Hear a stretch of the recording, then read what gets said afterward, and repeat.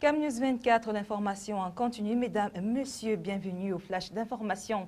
Le président du Sénat est connu, Marcel Niat Tifendi, l'ex-maire de la commune de Bagantier, ancien vice-premier ministre. Il avait été porté au poste de sénateur par décret présidentiel le 8 mai dernier.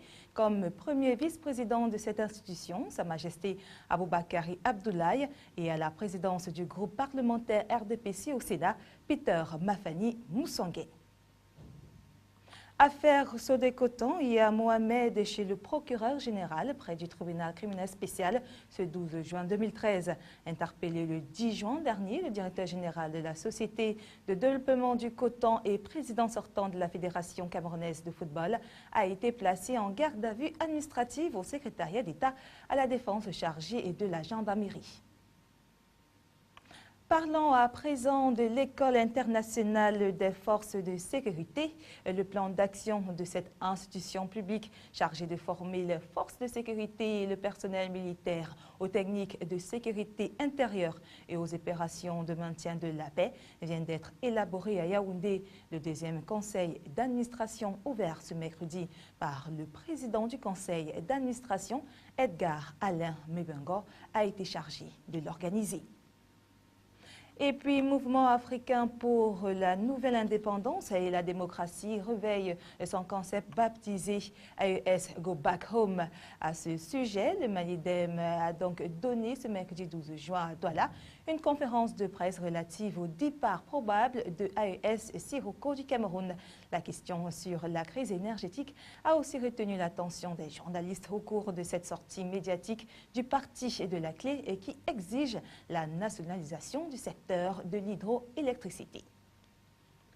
En santé, lancement officiel de la campagne nationale de vaccination des cheptels pour l'année 2013 ce 12 juin à Bamenda.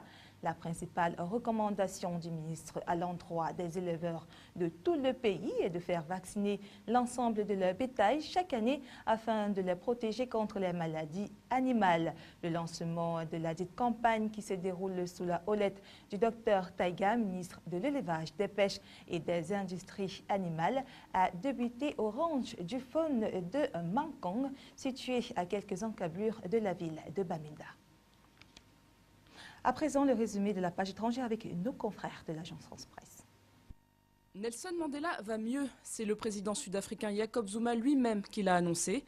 Hospitalisé dans un état grave samedi, le héros de la lutte anti-apartheid réagirait mieux à son traitement. Une première indication positive sur l'état de santé du prix Nobel âgé de 94 ans. Jusqu'ici, les autorités s'étaient contentées d'évoquer un état stationnaire. Stéphane Richard, mis en examen pour escroquerie en bande organisée. Une décision prise après l'audition du PDG d'Orange par les juges chargés de l'enquête sur l'arbitrage en faveur de Bernard Tapie.